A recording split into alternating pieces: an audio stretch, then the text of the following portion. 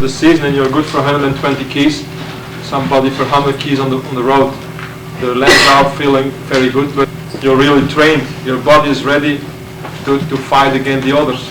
And it's very important to feel you're very good in the beginning of the season, because if you don't do a winter training, you start training on the road, you have sore legs, you don't have a very good condition, and you don't feel so good. So it's very important here in the head you have a good start in the beginning of the season. You have a lot of more power, you have a better resistance, you have a better endurance than others, because you have worked on your body during the winter, and with all your discipline you got and het zelfvertrouwen, self-esteem, believing in yourself. Yeah. You believe in yourself because you know you worked very good on your body and you're ready for it.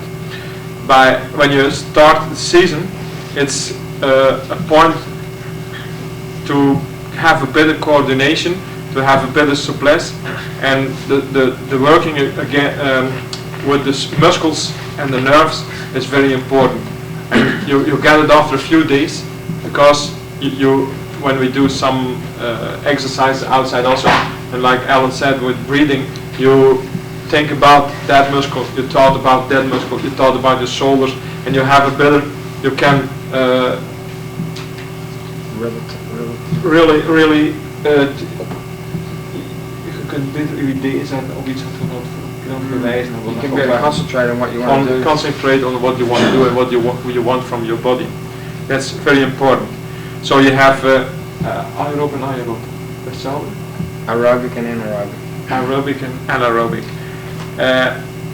The aerobic resistance of a muscle in the legs is very good, and you can only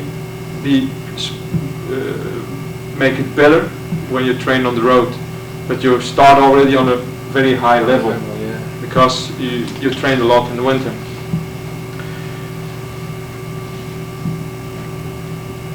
If you do that good winter training also, you have more oxygen in the muscles when you started training on the road, and also you eliminated better the acids, toxins, and lactic acids. Oh, my English is not good today. So we keep the lactate very low in our muscles because we work on it. It's especially the coordination and souplesse. Can I ask something? Do you think when you do the winter training, when you do like cross training like you're doing when you're doing in the forest, you're doing circuit work in the gymnasium, you're doing some running, you're doing some mountain biking, do you think because you use more muscles from your whole body that when you go back to just doing your cycling, you're going to have more power because it's only going into a certain amount of, instead of 30 muscles, you're only really using 15 muscles again. That's what I said. You are concentrate in winter training. We do it only one time in this morning a little bit. But if you're 3 months busy with it, you can say, I work with that muscle now. I work with my shoulders. I work with my arms. And then when you go on your bike, you concentrate on riding on the bike, and you feel really, you pedal and you have souplesse, and you can easily climb a hill and everything. Yeah. I have a question. Is during the season, Allan, do you do like any calisthenics? You know, I mean, you talk about stretching and stuff. Yeah. But you never really said whether or not you really keep up with, say, your off season where you're like doing part of his program. Say like just doing sit-ups, push-ups, that kind of thing, just to keep like say your back, you know, your lower back and your abdominals. Good question. You should do. Some riders do push-ups and sit-ups, but I've personally found, in all the time I've been pro, I've been stretching on and off. You know, like I stretch now, and now I do meridian stretches instead of normal stretching because I feel better with them. You know, my body attracts it better and it feels nicer, so that I'm attracted back to doing it because I get relaxed from it instead of normal stretches where I get like, you know, jaded from it after a month. My head starts to say, oh no, half an hour stretches, you know. If you get to that stage, then you just let it go, you know, because you're doing more damage than good. You're working your mind more than you should, and I found, I really believe it would be great to do that for you guys as possible, you know, if you're only racing weekends, you know, you can do this stuff in the week and go to the race fresh, have a concentrated focus for Sunday race, But for me, it's like I'm chucked from one race to the next. I never know where I'm riding until 10 days before. And then, you know, I've had times where I come home from one big tour and had to go to the next because, you know, they had a ride and miss out. You know, I got put out in the Tour of Spain one year for hanging onto the car. I thought, great, I'm getting sent home. Rang up the next night, Tour of Italy next week. 3 days later, I was on the plane going to Italy. But I rode good there. It's just that I had trouble with my knee in Spain and I was so far behind, hanging onto the car, got sent home. Bad news, you know, but it's like we never get to have a program, or you just can't concentrate anything in the season. But normally you have to do stretching every day. You have riders who do it, but there are not so much in the profession. How many do you know? And Lammerts. Yeah. The only one I Miller. know. Yeah. Miller. There's not many that I know either. I know only 3, and I'm working maybe with 500 different riders, and I know only Miller, Lammerts, and Lubberding who do it every day. But in the beginning of the season, they start very well with it because you tell them you have to do. But after 2 months, only in a team of 25 riders, there are only 3 who do it, and at the end of the season, nobody do it anymore. It's the same even with the pros with training programs. You know, you can have a trainer for the team, and first week you'll be training 25 riders, and after 3 months, if they're really willing to tell the truth, there might be only 2 or 3 riders still train with him or do what he's talking about. Because, you know, we're all human beings, you know, we're all slack-assed, you know. Not many that are really ready to go through. Even me, I've got the same trainer for 5-6 years. He's been training Phil Anderson, he's been training Brooke and Kevin Fleet and all these guys. You know, he sets it up and I can't do it all the time. Mentally, I'm not prepared for it. Physically, I'm not prepared for it. There's just so many factors that play a role, you know. Then we have the endurance. What's endurance is the work you can do a long time, and you can do it without anaerobic metabolism. You do it in an aerobic metabolism, so you can do it with burning carbohydrates and burning your fat you have in your body, and so your heart and the circulation in your body is working very well. You can do it for a very long time. Does everybody know what that sort of means, anaerobic and aerobic? I think all of you Americans do anyway. Yeah. Just whenever I write about articles, I try and write like, you know, endurance and resistance or 70% or 90% or something like that, because kids sort of might never understand what it's all about, you know. It's like, you know, flip-flop, you know, and I lose the whole gist of the subject, so I just thought I'd ask before you go further. So the oxygen, you take it out of the lungs, and if you have the musculature, yeah, the muscles are very good. You can absorb a lot of oxygen in your muscle, and that's also one reason why you have to be busy in winter. Our endurance training is to make our heart stronger, and de holtes worden groter en de hartbaan wordt dikker. The main arteries get bigger and the heart itself gets stronger. Gets stronger, so you can make the blood you have to pump to your muscles is going better than before if you don't train endurance. Then the second point is the resistance. That's the work capacity you can do on a very high speed, but then you are in anaerobic metabolism, and you can't do it for very long, and you have to try to train that, and when you do intervals, to keep it as long as you can, because that's the big point when amateurs turn professional. There's only one reason why they don't slagen it, why they don't make it. Why they don't make it? Because they can't ride fast enough. It's not it's only for 3 minutes or 5 minutes, because they attacked and another go a little bit faster and another go a little bit faster and another go more faster, and then one is going and only 4 or 5 are going with him in the classics, and they are gone. And after 3 kilometers they ride the same speed, the peloton and the 5 in the front. But you have to make the gap, and one time you make the gap, you're gone. But you can't. That's the why you have to train interval. That's your resistance. And that's the difference between. Is this during the very beginning of the season after winter training? Yeah. If you have After winter training. after winter training, but you train also your resistance in winter. Right, but If you're running for 20 longer- seconds on a longer hill or intervals something, during yeah, after- longer intervals. But you have to start with maybe 200 meters and then 500 and then 1 kilometer, or you set for 1 minute, 5 minutes, 8 minutes. It depends. And then a good trained muscle can keep it longer because you take more oxygen in it, and you can keep it for maybe 1 minute 50 seconds, 2 minutes. That's the maximum. But then you go on your Courage, yeah. courage. But also, Courage. but also your heart isn't working as strong. It doesn't have to pump as hard because it's trained at that level, you know. So you push the lactic acid level up. Your heart works less, so you get more oxygen in. And it's like it takes longer before your body seizes up, basically. That's really what it means, you know. But I really feel, you know, to do resistance work, you really have to have good condition already, you know. You have to be fit, you have to be really physically fit. Some of the guys I was riding with this morning, you know, we're talking about, you know, they're businessmen, they don't train much, just a couple of times a week. Don't do it. I mean, that's like deadly, you know. If you're not really fit, if you're not really into the sport, you know, just stay away from any really stressful work like that. That's the reason, and a lot of people make that mistake because they train too quick on resistance.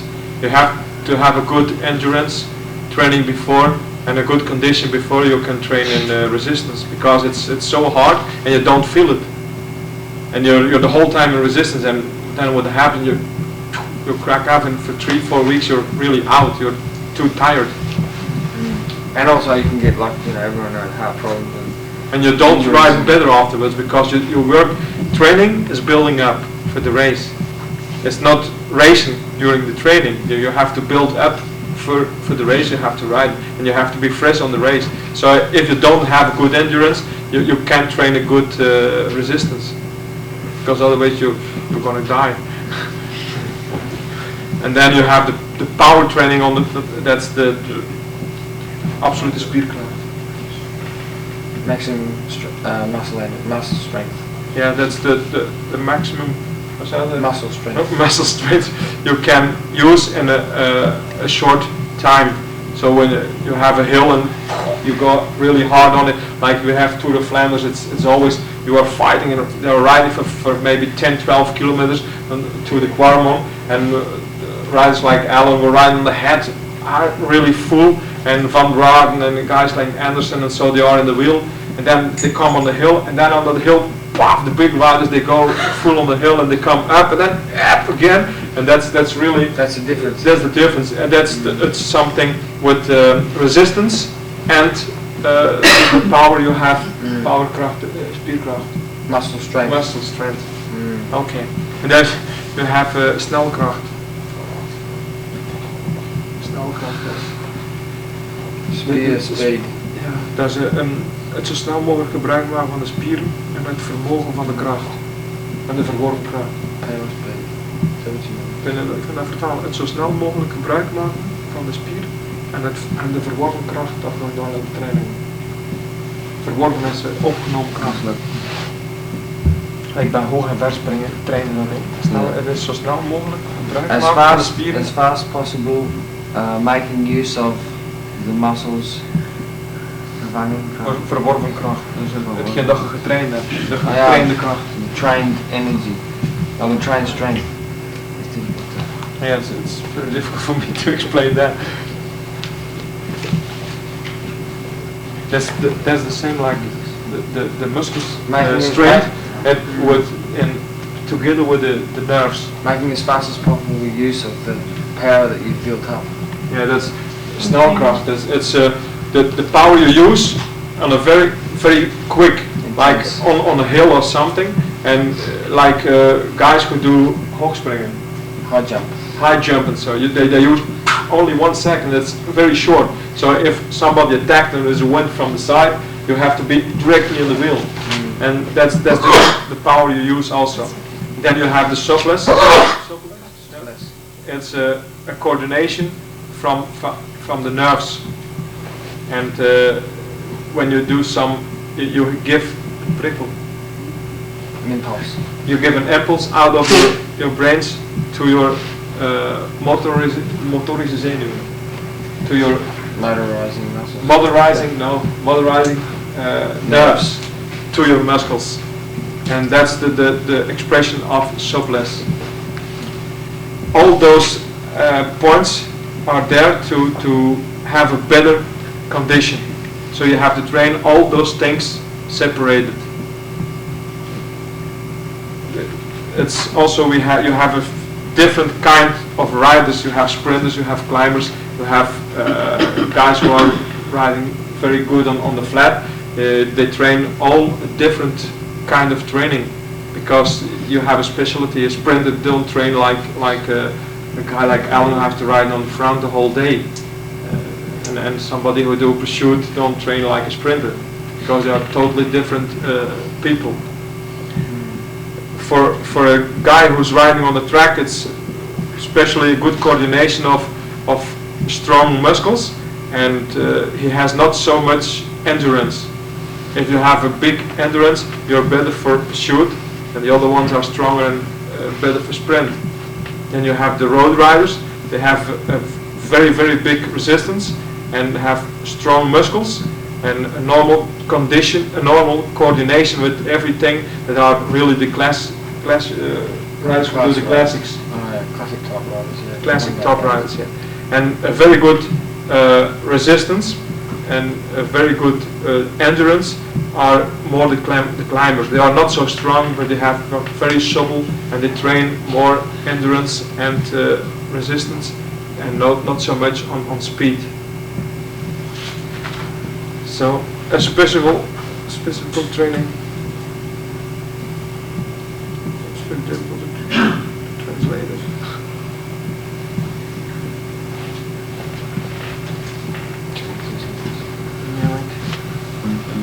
When you als je traint op spierkracht, dan moet je oefenen op 25% van je maximale verzet. Normaal gezien, met een 53, 13 rijdt in de koers, is dat 8,54 meter of 7,5 meter, dan is 51,15 of 52,15. In plaats van 13 trainen de 15, dan traint je spierkracht. Dat is maximaal. Ja, maximaal 52, 13 is een doorsnee voor amateurs, denk ik. Dirk wants to say that for power training, like for lifting weights or something in the gym, you're working power. When you're riding on the bike. Yeah, I'm just getting to it. When you're on the bike, you know, for instance, your biggest gear might be 5213, and you want to train power. Well, he's saying that to ride at 85% of that gear, which will be 5115 or 5215, something around there, you know. So that gives you 80% of the power if you want to do real power work to build your muscles. So you know, I think normally you're riding 5213 is the biggest gear, I think, and then that's 8 meter 54. They do it in inches here, maybe. And if you take 85%, you have 7 meters 25. That means 5115 or 5215. That's all about the same. You're doing that in intervals. You're riding that uphill, or where are you doing it? What do you? Yeah, but that's real power training. I'm just asking you, like, where? Where do you? On I the mean, flat. like, On the flat. Yeah, on the flat. Then you have the endurance training. You need more supple muscle, so you have to train on a smaller gear, and that's the best is 4217 and rollers and behind the derny. And then if you train really endurance on the road, you do the maximum is 5213. You take 65% of that gear from the maximal gear. That makes about 5 meters 55. That's 5220 or 4216, like that. What are you training when you train endurance? When I train endurance, I'm usually doing 5215. 5215. When I do resistance, it's like 5213 or 5212. But normally the professionals train almost 15 or 16, and when you're amateur you have to train 17, 16, 17, because you don't have the power. They've done already so many kilometers during their career that you're not. It's easier to do it, and because they ride a bigger gear in the races also. So on the training here that you're talking about, your endurance training is 60-some%? Yeah, 60% from the Okay. maximal. Right, and Yeah. then your intervals are at what percent? Intervals, it depends. Resistance We training. talk a little bit later about intervals. Okay. Okay? And then there's the power training was at 85%? 85%. Okay. 85% of your bigger gear, he wants to say. Right. Yeah. But that's also probably that percent of your heart rate also, or would it be 100% of your heart rate? Well, I couldn't really say that according to heart rate. I can't really... In terms of percent, I guess percent effort is what it would be then.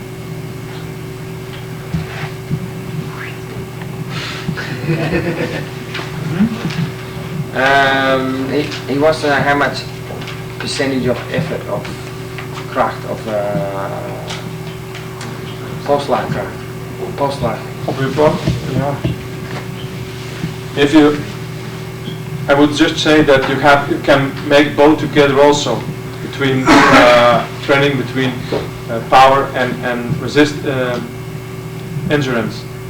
But because the power training you can't do it for long because the gear is too big and you're gonna feel it. So you have your train, you do 1/3 in 1/4 in power training and 3/4 for endurance.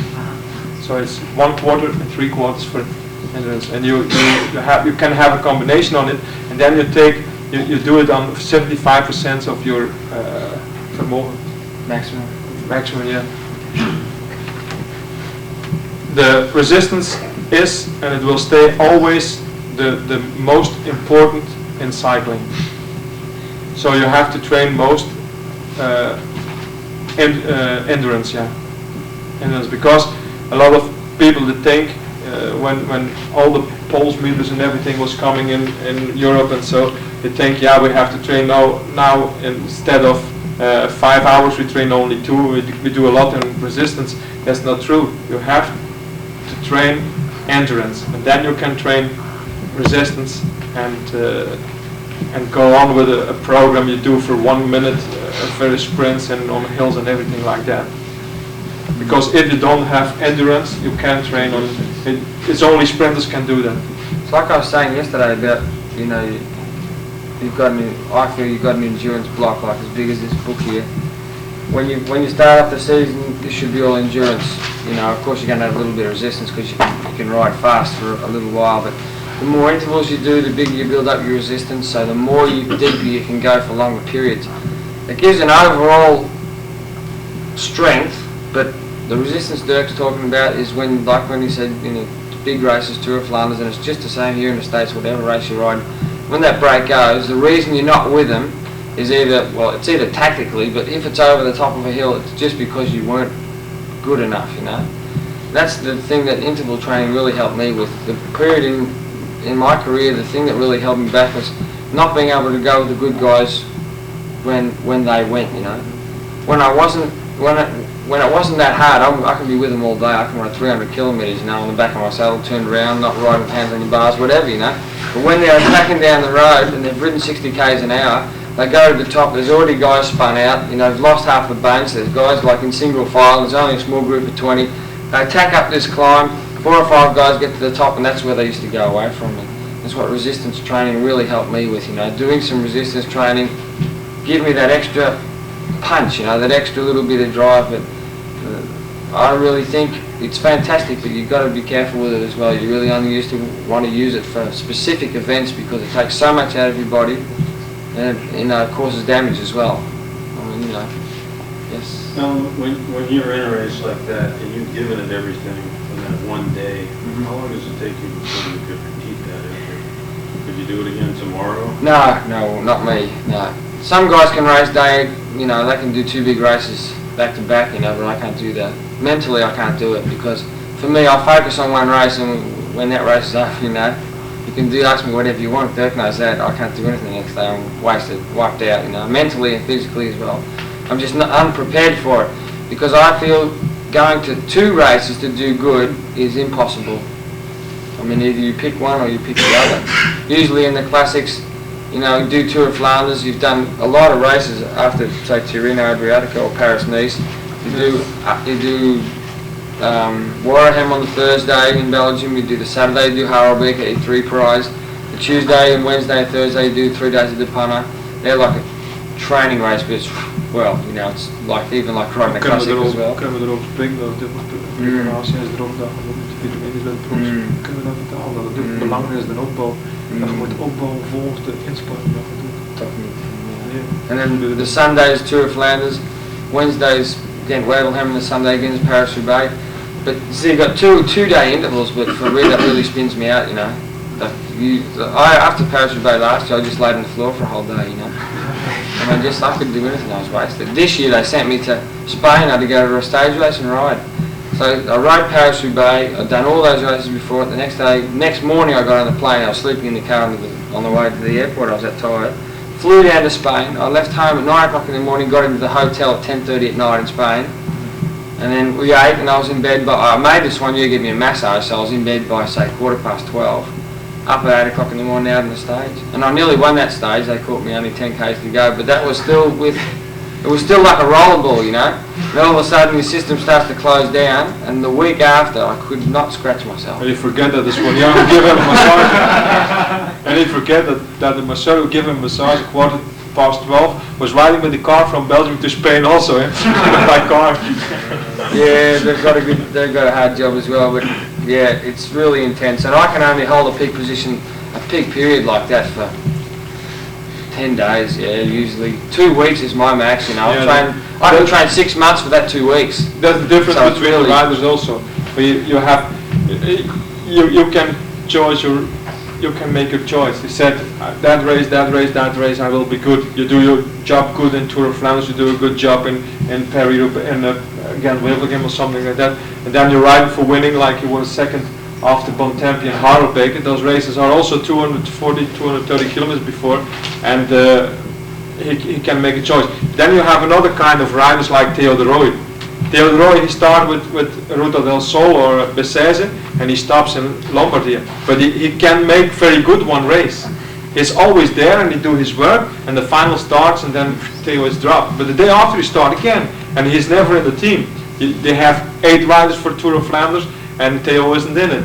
And then one is sick and Theo come in. And then he's not in the team for Gent-Wevelgem, but one is not so good on Sunday, or he's tired from Sunday, Theo get in again. And then on Sunday for Paris-Roubaix, he's riding 200 kilometers in the front of Paris-Roubaix, and Mosen passing like that. But he's there still. And then he go to Baskenland, and then he go to another race, and he go on, and the whole year he do all the races. But he's never real super. Yeah. And that's the difference between the riders. That's the difference, like with Theo and me as well, because I always had this drive, I wanted to be really good. A lot of domestics who just work for other guys, they get into this slot, you know, and they say, well, this is my slot, you know, I'm cool here, I don't have to win any races, I've got no pressure, but of course I'm not earning any money either. But I always wanted to go further than that. I wanted to push myself further. I wanted to do good races, I wanted to be as good as the good guys, I wanted to get the maximum out of my body, and I really think over the last years, like, we worked together, and he's scraped me off the footpath quite a few times during the seasons, but I've pushed myself so much to the limit that I can't be like Theo, because I just can't go on from race to race. You know, when you do interval training, you burn your body so much and you hurt your body so much physically and mentally, you know, that you need rest. Theo never trained like that. Yeah, and Theo never trains like that. So you see, he keeps a stable form all the way through the year, but he can never peak to a big result. When you peak to the big results, that's when you earn a good contract, that's when you do big results, you know. It's like even for you guys, you know, if you make focuses during your year, you make 3 or 4 points. I want to ruin my hometown race, I want to ruin the race in San Francisco, the race in Washington, and some other race. It's only 4 races a year, and you train a whole year for 4 races. But winning 2 of them, it's like the best example I can think of is Eric van Lanker. I suppose you've all heard of him now. He's just a normal rider, you know. But for me, I've never seen a rider who picks the moment to attack like him. He won 2 classics this year. He won the Wincanton Classic in England, and he won Montreal as well. But when he attacks, it's always the right moment. And the rest of the year, he's nowhere. You know, he's getting kicked up by the bum, up the bum by the boss, because the whole day he's never there, and then he never does any work. there's a breakaway of 10 riders, and it's a good one, but he's in. Yeah. You don't see him the whole day, but when they go, he's there. And he only trains for one race. He only trains for one race. He's like focused on the Wincanton Classic. He's told them 3 months before he wants to ride the Tour de France only because he wants to be good for these classics. He goes to the Tour de France, The other domestics are bitching because Falanka's down the back, he hasn't done any work and all this And we find that out 3 years ago. We go to, you remember, we go to Baskeland. Yeah. He trained for Baskeland. He said, "I'm riding good because that's something who's in my possibilities to make a good classman." I said, "No, we pick one stage out." I looked the book, and the first stage was the hill up there in Subida Arate. And we picked that stage up, and I said, "Yeah, it's very steep on the end. Maybe you can attack 3 kilometers from the end." And we did that stage also the year before, so he know him. What happened? He's riding 3 days in the wheels. He do nothing for the team. His only thing about himself. That's important. That race. Then, poof, he win the stage. We go to Liège-Bastogne-Liège. What happened? He was 4th or 5th, and eighth place. And the weekend after, he win the gold race. And you see, we said, Liège-Bastogne-Liège, Frankfurt, and gold race are very important. So he's only thinking about that for 1 month. And after that, he didn't even ride in the first 20 once the rest of the year. No. Not once. Then he came back the next year, didn't ride any prizes again. He did not one prize. Scored again. And he won this in Liège. Liège-Bastogne-Liège. And then he didn't ride any prizes all this year. And he came back. Like after this year in Tour de France. In Tour de France, we were talking a little bit, and 2 days before the end, he said to me, "So it's over the Tour de France. Still 2 days." I said, "I didn't know you were here." Yeah, but it's true. He was never in the results in the first 50, not one time. I seen him never ride on the head of the peloton. I'm seeing him never. I know he was there, but you don't see him on television, and every day are 2 hours television. But then in the classics he was there, and he was riding very, very good. And that's his way of being a bike rider. Yeah. He said that moment, and he trained also very good. He's living on a hill, and he can train very good their resistance and everything like that. But when he lives for it, he really lives for it. And when he doesn't, he likes to drink beer and go for ice creams. And his focus is his point of concentration is really fantastic. Allan, when you're talking about your building up for this big race or something like that, what sort of things, how do you change your training to be specific for that? Not that we could follow the same program or anything, but just sort of general. What do you do different? Heavier interval work.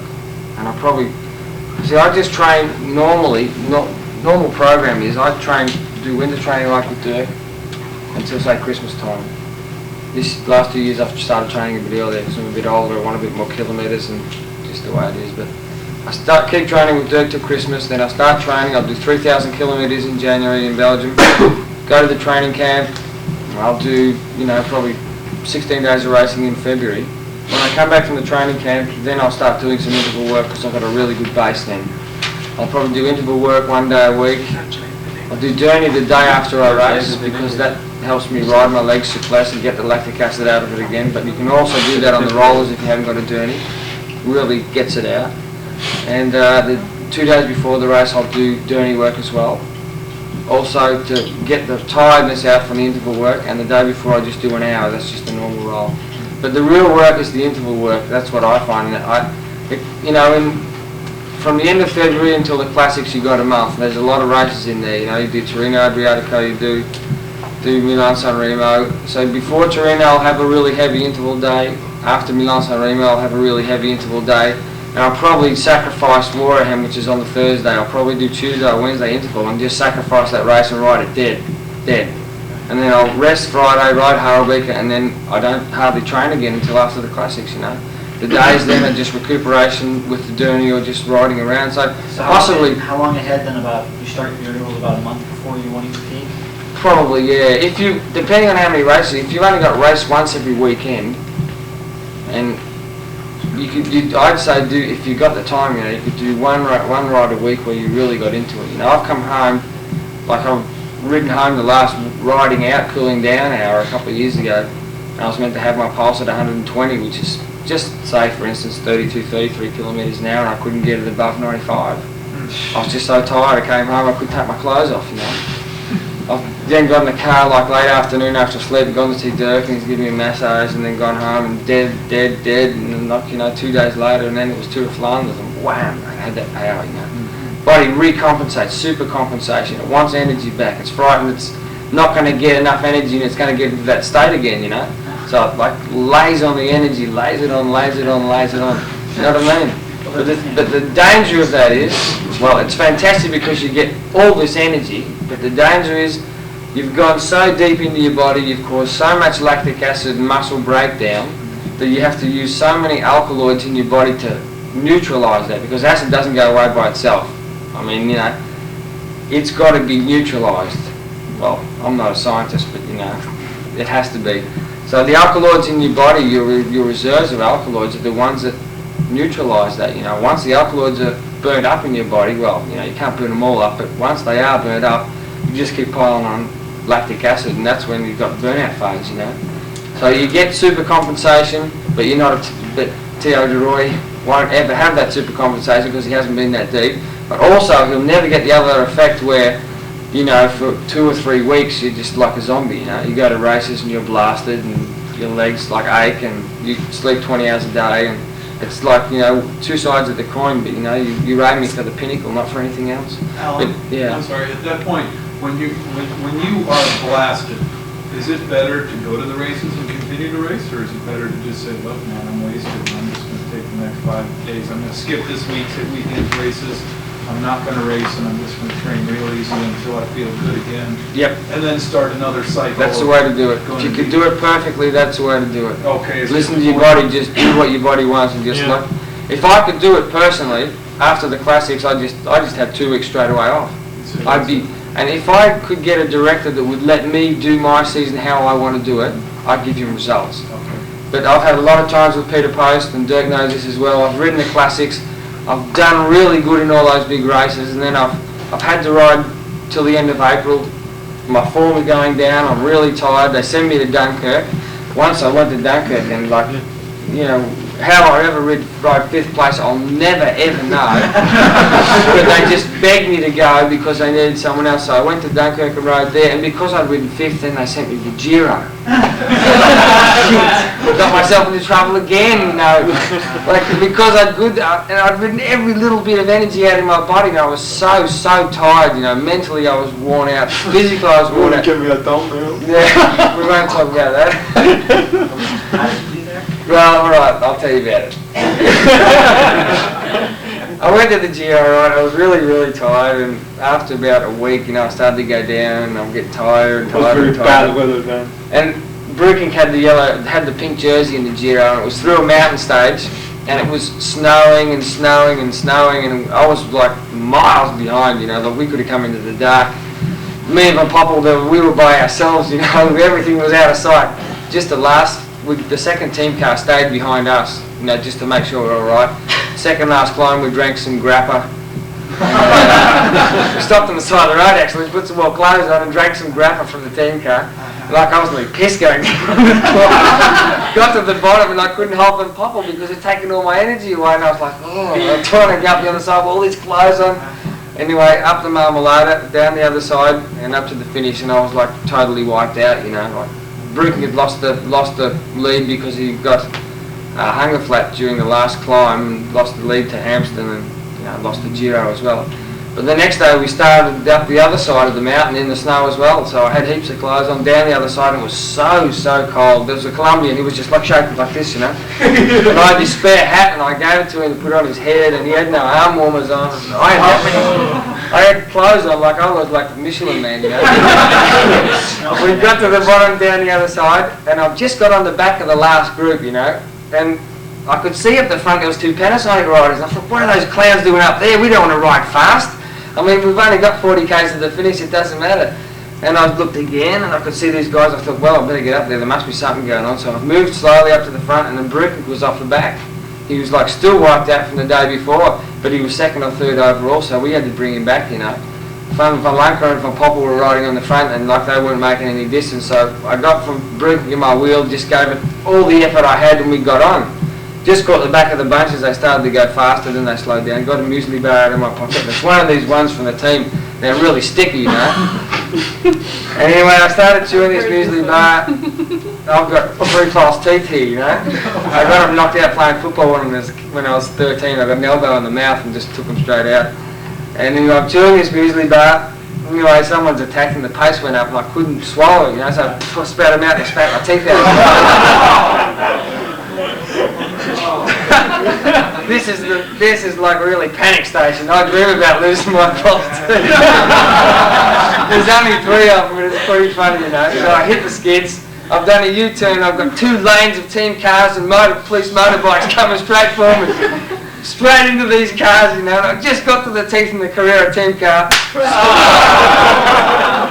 No teeth anymore. And then I turned around and I thought, right, back to the boat. So I'm taking off. Post comes along beside me. What are you doing back here? I lost my teeth. And he didn't say anything. He said, well, get back up into the bunch. He said, get back up there. And apparently, he was, I thought he was angry, but they laughed all the way to the finish. The mechanic in the back was playing out of the car and everything. So anyway, I was really embarrassed. And I told my 2 teammates, Peter Winnan and Valanka, and Winnan, he does a lot of yoga and meditation, so he's really centered and he's really quiet. And he saw me without my teeth and he was like really falling off his bike. Got to the finish and I didn't know what to do. And the problem was we got snowed in that night. The mountains were snowed in, so they cancelled the next day. So we were in the hotel all the day. We had 3 meals in the same hotel, and Papa really laughs. He laughs for He was laughing because he couldn't eat. 20 people on the table, you know. Papa would be laughing and like eating a banana and like. And then Allan said on the massage table, maybe I ask Peter Post, I can go home tomorrow. I said, yeah, but that will be difficult because we have the pink jersey. No, we just lost it, but it was only 30 seconds or something like that. So he thought we can do maybe something the last 3 days. And then I said to the other guys, Allan has to stay here, don't laugh anymore on the table. And then in the morning, in the evening we come on the table and nobody was laughing. And he was eating, it was pretty quiet, Allan. And then at the last moment, the dessert is coming, the dessert is coming, and Allan took a banana, and I saw it, I said, how not possible? And I take the banana, and everybody's looking, but nobody's laughing. And I took the banana and shit like that. And everybody started laughing. And then he decided, I asked to go home. He said, I asked Post and he went But the thing is, my Papa was laughing, so then when he laughed, I laughed more, and then my mouth was wide open. Was there like that with a banana? And the whole restaurant was laughing, the waitresses and all the other teams, and it was like, oh God, get rid of this. I've never told this, you guys are the first ones that know this. I knew it. Did you? Oh, he told you, did he? I'm not going to tell you. I find out these things. That was funny. That's a good experience to talk about. So we go back to training. Something I wanted to say about training with you guys, since Europe, when they start racing, they race, like Allan said, 5 days a week or 4 days a week. In the United States, we don't race like that. So it's real hard to keep, training is real important to be ready for the weekend or the week that you're going to be training. And mentally, it's a lot harder, I think, for us because we don't have as many races. These guys, once they do get in shape, once they do, they might have goals and races they go to. So they train for those. Whereas the guys here, you guys don't have that many races, so you have to keep mentally more aggressive with your training for those races. Whereas these guys stay in shape because they race so much. You know, you guys have to take time off. You guys have to take time off to recover. Whereas we have 5 days with nothing to do, or longer. And we can go 9 days or whatever. But whereas, you know, when you start racing, you are in there. These guys are not like that. This is so training is a little bit different situation. I mean, it's the same goal setting for. I would love to be racing like these guys in Europe. Yeah. That's what Dirk said to me. Yeah. Dirk said to me last year, if I had an opportunity to go to Del Tongo with Van Trieste or go to Tulip in Holland, then Dirk said, well, look, for me, the best place for you to go is Italy. They race once a week. They've got the Tour of Italy and a few other stage races, but they have one-day races on the weekends. And he knows, and it's like, I'd love to race like you guys. I could be I could Yeah, be fresh every because you have Sunday. time to recover. I'd have that power. I wouldn't be like half worn out every time I go to a race. I could spend a couple of days recovering, do some interval work, do some dirty, and I'd be ready again for the next Sunday. You know, it'd be like up and down, up and down, up and down. But now That's also the reason we work. We done it every time again. Allan and me, we work together for a prologue or for a time trial or something to be very good in it. And he was always second or third or fourth or something like that with the biggest riders in the world. And he never won a very big one. And what's the reason? Because he couldn't live only during 2 weeks for that prologue or for that time trial. That's the reason. Because he has to recover from training, he has to recover from races, and you don't have the time if you are in a team like Panasonic. You have to ride always. When you're good, you have to ride. And even if Post has to ride from February until October with the 10 same riders, he's gonna do it. If you are good, they're gonna stop. That's the reason, like Allan said, he was fifth in Duinkerque, and then he has to go to Italy. That's a little bit the. You try and do your best, whereas you'd be better just to ride really badly, have them bad mouth you a bit, but they'd leave you home, you know. Sometimes when you do your best, they say, well, he's all right, let's take him with us, you know. And you know, you're like halfway in your coffin already, and they want to take you with them. So, if you train for endurance, your pulse, normally, if you train at 130, is the best one. It's for everybody different, but if you train at 130, you'll be always good.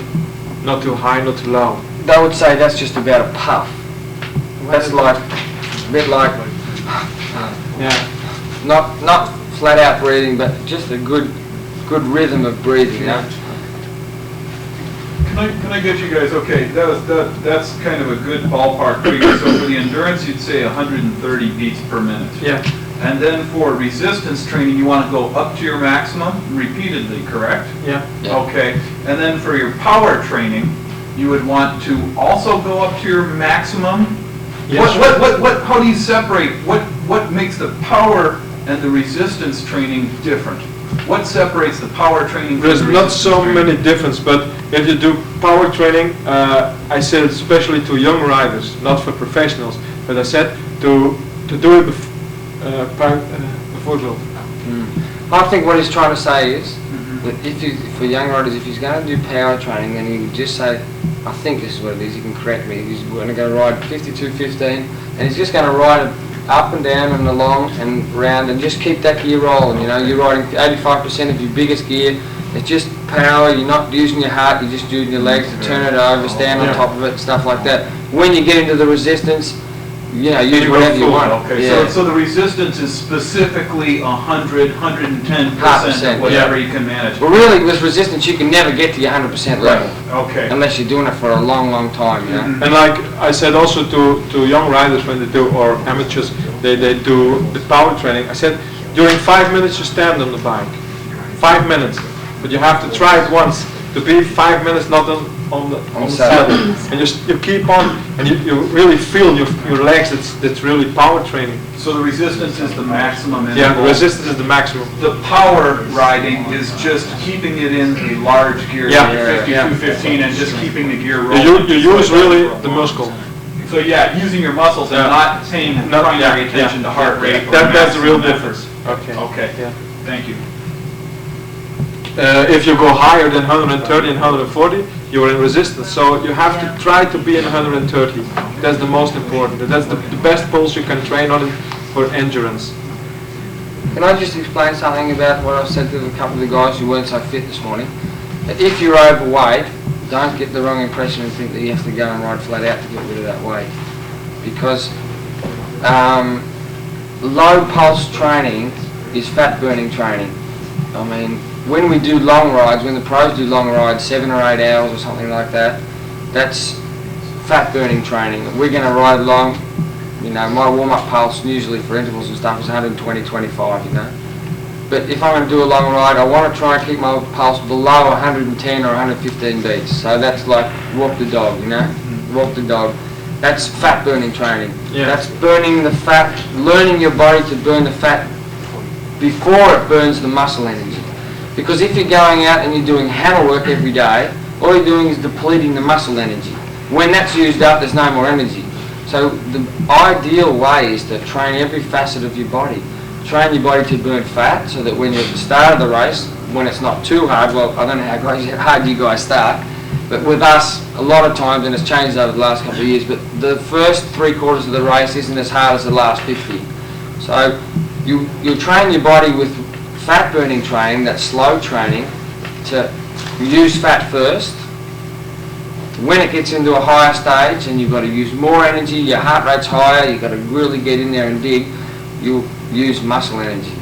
That's the power stuff. That's what you want to save for last. So if you're getting a whole spectrum of training, that's the whole thing. Get a whole spectrum. That way you'll be good in every area and pull 100% out of your body. So you get a pinnacle effect. You know, you'll have fat burning training, you'll have endurance training, you'll have resistance training, you'll have rest day training. Rest day training for me is just like, you know, going out for an hour, half an hour, watching the birds, riding around. Birds, I don't mean girls, I mean, you know, birds and trees and stuff. Just so you see you get He means girls. a full spectrum of the training. And for people who are overweight, the best way to burn fat is to just go out and ride slowly. I mean, it might sound funny, but that's the best way to do it. If they go out and ride hard, they're using burning muscle energy. And all that does is make them tired, but it doesn't do anything with the fat. So if you want to, you know, enjoy your slow ride, it's great. On that fat burning thing, I remember reading, and I believe it was in one of your articles, Allan, about these guys doing a hyperbaric chamber where they were exposing their bodies to more oxygen at certain times, and that would increase their metabolic rate. Wasn't me. Huh. I've had thoughts about it though. I've had thoughts about it. Have you heard about this? The Motorola, I guess it was the Motorola guys and the Testa guy. He would put these guys apparently in some kind of a little oxygen tent or something like that, and they would breathe super oxygenated air for a little while. I don't know what duration or time spans or anything, but apparently that effect of super oxygenating their body increased their metabolism and then made them burn more fat and burn fat at a faster rate or something like that. And I was just wondering if you guys have heard anything about it. It was real. Did you listen? Did you understand what he said? Yeah, he said that the doctor in Milan with Motorola probably put him in an oxygen tank, give them more oxygen than normally in the air. Yeah. And he said that it was meant to be for burning fat or something. Well, that kind of relates to the principle that the better shape you're in, endurance-wise, the more your muscles are able to utilize the oxygen, the better your metabolism will act, the more calories you'll burn, more efficient your body, more efficient your body. Are you talking about what he just said with that oxygen? I think that's what it.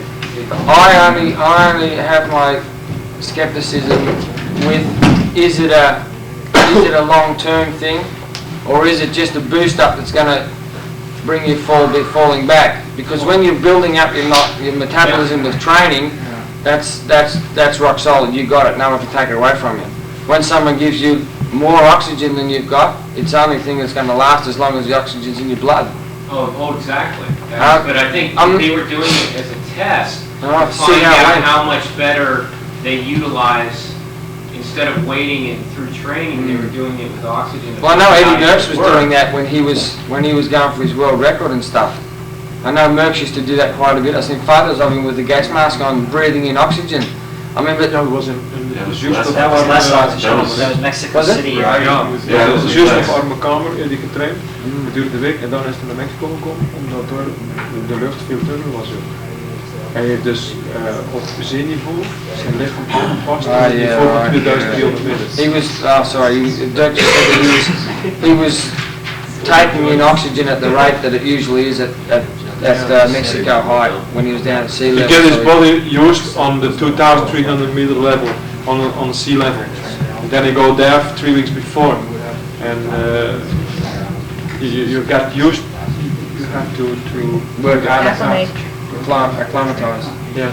I'm sorry I brought in that extraneous thing about the oxygen. I was wondering if any of these guys had read it and could provide some information. I read that article. Did you read that article? Okay, so I'm not crazy. That was kind of how it was stated. It was written. It was just a moment. But I never heard about that. It was just sort of speculation too. They're thinking that it might help burn fat, but it was really just to try to increase the red blood cell There was a whole bunch count. of other To tests. carry more that he was oxygen. doing, too. It was like Hansen was the one who was Nutrition talking and about it. I read that. Dan moeten ze zeggen You're not dat crazy. zijn gewoon toevoegen die kan onze dingen There's so many things I try to make things better, but you know, I try anything if it helps to stand on your head. You know, if they think it's going to make you ride better, you know. So many guys have tried so many different things, you know. I don't think there's that much they can't change. They've changed blood, they've, you know, pumped more oxygen in, they've, you know, everything they're trying, you know. Basically, it just comes down to normal nature, doesn't it? Right. How our bodies are. So if you train interval, you train normally on the level from 130 heartbeat, and if you're training interval for example, you do for 1 minute an effort, you go tempo full, and then you wait until your pulse is again at 128, 130. Then you start again. You're gonna see if you do it a few times, the time you have to recover will be coming shorter and shorter.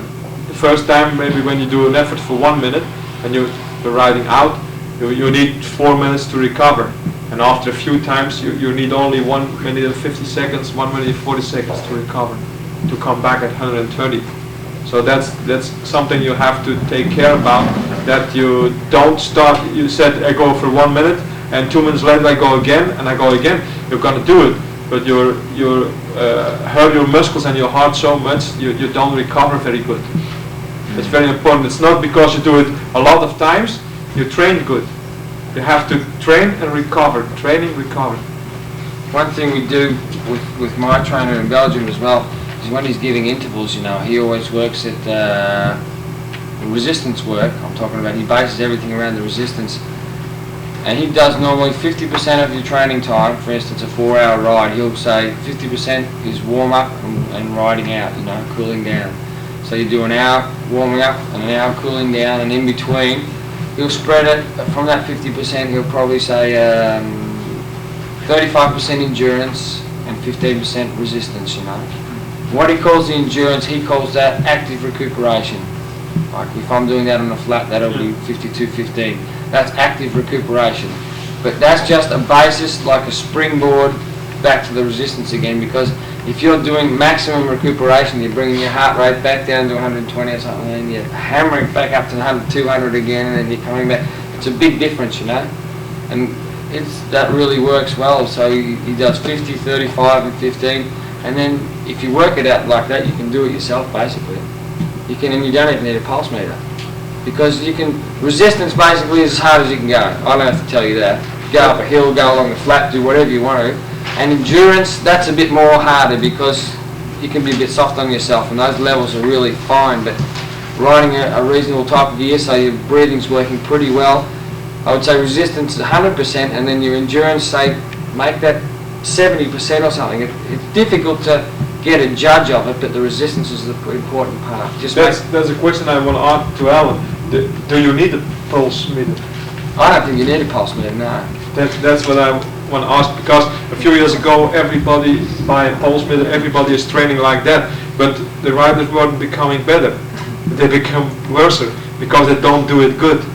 And sports like cycling, I don't think you need a pulse meter. You can need it maybe for the whole year, maybe 3 weeks, when you train really for a time trial, or you're training for the classics. Then it's okay, because I think the pulse meter is something, a kind of luxe and luxury, luxury, en het is tijdgebonden. Het is heel populair geweest, maar toch wat erbij gaat. Yeah, it's only popular, but it's going to keep going past. It's maybe not good for the guy who has the shop here, but I think you don't need it. You have to learn to know your own body. It is good. You have to feel how far you can go. Yeah. You have to feel when you have to recover. You have to feel when you can do interval training. And somebody can make programs for you, but you learn only about those programs. So you have, like I said yesterday, to note everything, and to say to your trainer or who make your training plans, to say, listen, I've done that and that and this, and I wasn't good with that, and I was much better with that. And then you make something, a totally training program about all the things you learned about it, and then you do a new training. So you change always your program, and you learn to know your body. And after maybe 5-6 years, you know your body.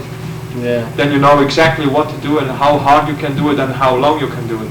Wheelsmith is really good though for getting to know your body, because like if I get on my bike, I can ride 150 metres down the street, I know if I'm tired.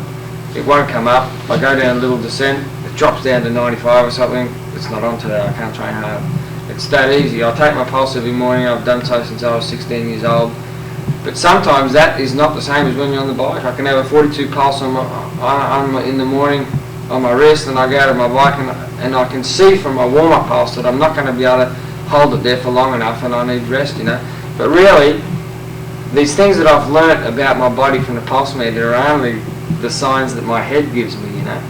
It tells me if you really listen to how your body feels, I'm tired, my legs hurt, I'm really tired, you know, and you know if you're lazy, that's the thing. If you say I'm tired but it's really laziness, you know yourself if you're lazy, if you just can't be shagged, you know. I mean, I can't be bothered going out and doing this today.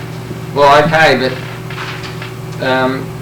so that's what I really reckon is that there is beauty to the pulse meter, but you know it's only a luxury, like Dirk said. Yeah. But I just wanted to say something as well. If you're going to have a race, for instance, next Sunday, I find it's good to have your training program. I get mine, comes through on a fat Sunday night. I just rip it off, see what I got to do, and I get up every morning and look and do it. You know, it's easy.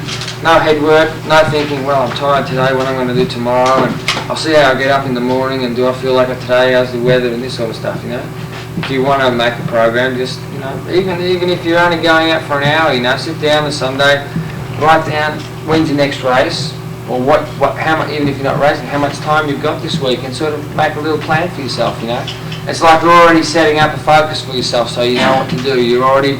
If I see on my program there's an interval day Thursday, I'm ready for it Thursday because I knew already Sunday. But if I had to do that myself Wednesday night when I'm tired from Wednesday training, say, well, tomorrow I'm going to do 4 hours, yuck. I mean, that's really hard. But if you set it up, you know, and you've got a plan and you can move towards it, each day that comes along, even if you're doing it yourself, and you find a lot of times you'll even make it too hard for yourself because, you know, you feel good on Sunday when you do it and you're full of bright ideas, and by the time you get to Thursday you think, geez, this is hard, you know, if you really stick to what you've put in yourself. Yes, it's important, like you have to feel your body, that's the most important about training. You can tell us about. You guys train in hours as opposed to, you know, like say your endurance day, you're going to do like 5 or 6 hours or whatever. You don't say, well, we're going to do 100 kilometers today or whatever. You're just like. It's like that. If you have a race on Sunday, it is 150 keys. I think one time that week you have to do 150 keys. But I want to say, if you have to train endurance, you better, if you said I'm going to do 150, it's better to do 75 in the morning, 75 in the afternoon, because you can recover and you have the distance. And maybe you don't believe in it, but that was the training with the Vlaming. Because the Vlaming trained like the Wolf do now. Dirk the Wolf trained for Tour of, I will tell his program. The Monday before the Tour of Flanders, he did 300 kilometers. He did 100 behind the Derby. He go home, take his car, he ride to the Vlaming's home, do 150 behind the car, then he go back on bike in 50. So it was 300 kilometers. Second day of the week, he did 280 kilometers. He did it also in 3 times. But he trained a lot behind the car because he has the speed then. Then he did the first stage in 3 days at the Palo. There was 180 kilometers. No, a race in the morning, 100 kilometers, 120. But he did already 50 in the morning. He did 120 in the race. In the afternoon it was the time trial, and he go to Ghent on bike. 50 more. Then he get 1 hour on the rolls in the evening. Then the day after he did, the stage was 218 I think, 218. He did 50 before and he did 40 after that. So he gives himself a rest, so he Yeah. can do a higher Then intensity. on Friday, time. he didn't start the last day because it was raining so hard, but he trained 2 times 2 hours on the rolls. But he has the rolls with the resistance on and everything, and they put program in, Yeah, like sides or Schwinn whatever. make them also here in America. He put the program in Tour of Flanders, and he did it. And then the Saturday morning he trained 80 kilometers behind the car, and in the afternoon also 60 alone. And then the day after he did Tour of Flanders. But I want to say he do it all, he cut in different pieces, 300 kilometers in 3 times. See? But that's very, He's the end of the scale. No one trains more than Dirk. yeah, that's, Believe me. you have always to say, oh, easy, stop, it's enough. But it didn't feel good if you don't do 300 kilometers. But the most important about that story is that you have to train, you can train 150, but you can better do 2 times 75 than in 1 time 150. Because you recover better. You're not so tired the day after, you're not so tired from the weekend to do your race. So as a general, just a general idea, split workouts are better than one single Yeah. long workout. But When you're doing but endurance. sometimes you have to do a real long training. Okay, You can mix it up. okay. Yeah. See what you feel. But I have a little theory as well, though. The Italians, like Moser also, they train, they don't say we train 100 kilometers, or we train 200 or 300 or 400. They said we train until we're tired. And Moser, he get up in the morning, he put all the clothes on, and he go train 42, 17. And he stay riding. And he ride for 1 hour, 2 hours, 3 hours, 4 hours. He wasn't tired. He did 5 hours, 6, 7, 8, 9. He did 10 hours, and then he feel tired. Okay, I stop, and then he go race. And then he do one day resistance. And that's the tactic of the Professor Cocconi. And that's, yeah, and the Vlaming did it also, because I learned a lot this year about the Vlaming. He's always been with Moses together in the team. And that Professor Cocconi, that was his history, it's his plan how to train. So you have to train until you're tired. If you're tired, you stop. You recover and you train again. That's like Francesca Moser. And that's a lot of people think, and sure in Europe, they think we have to race to have a good condition. But that's not true. You can, it's like Allan said, you can train during a time and then be good in one race. Look at Moser, he did the world record in October, I think, and he didn't do one race until Milan-San Remo, and he won Milan-San Remo. And all the others, well, Moser's there.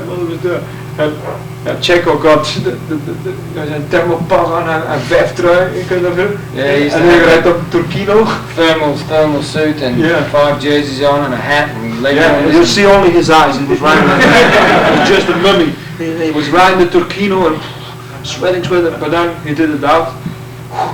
When he attacked, it was. So he trained during 5 months for doing only one race, but he won it also.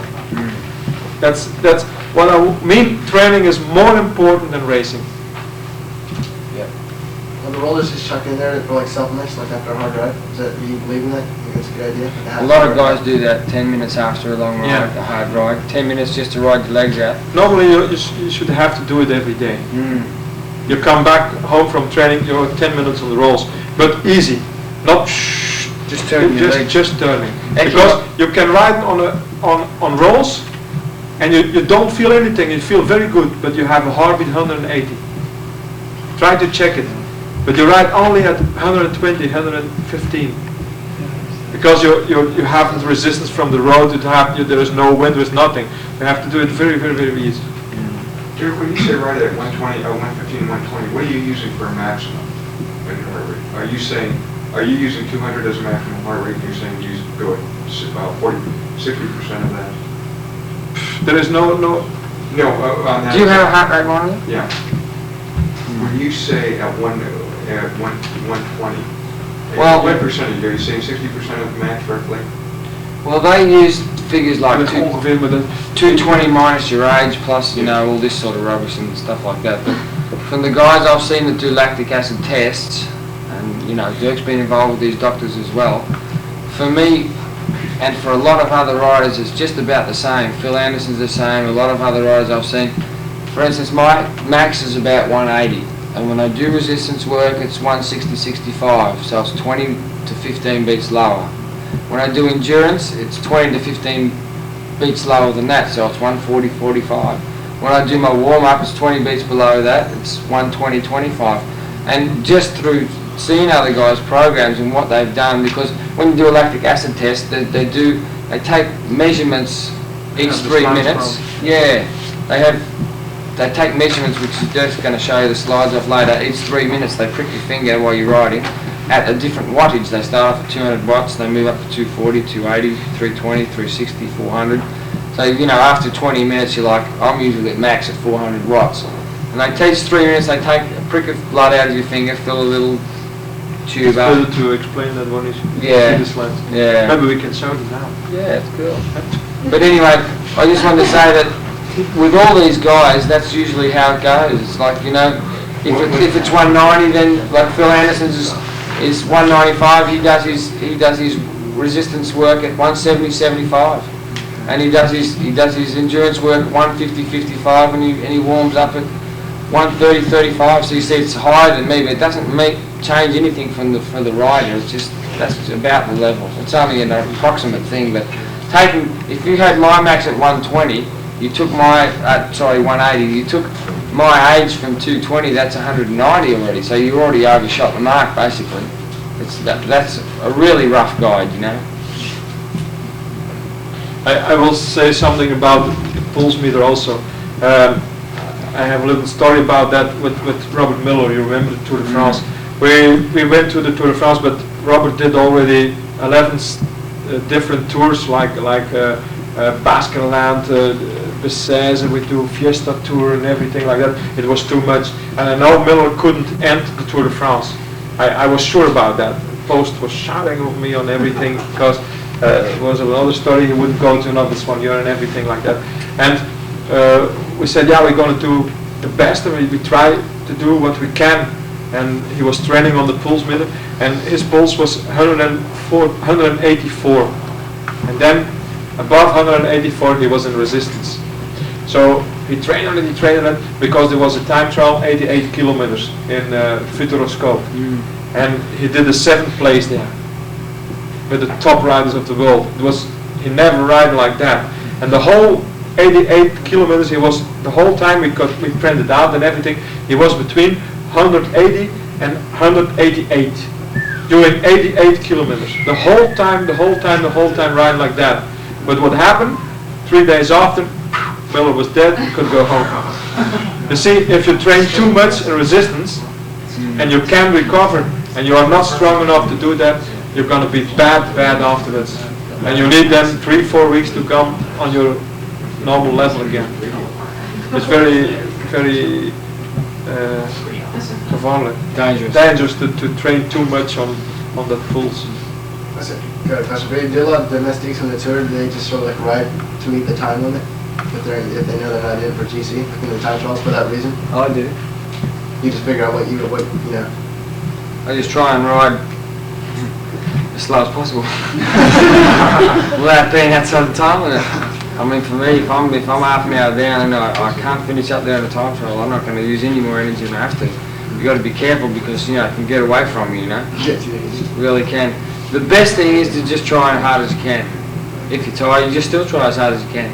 That way you're surely to be inside the time limit, It's like last year in the tour, because we won the team time trial with Panasonic, and I did a reasonably good prologue, and I was like 9th overall. So when it came to the long time trial, I was going to be like in TV time, And I was sick. My stomach was like swollen up. I had a bug or something, Or maybe it was post. It was just like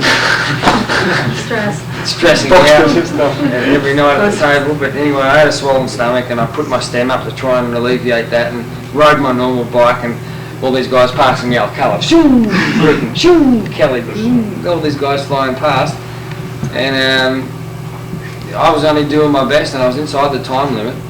But other guys have taken it easy, like Toon Public in the Tour of Ireland. Van der Rode, we won 4 straight stages, and we had the time trial in the morning. So he was in the bag, you know.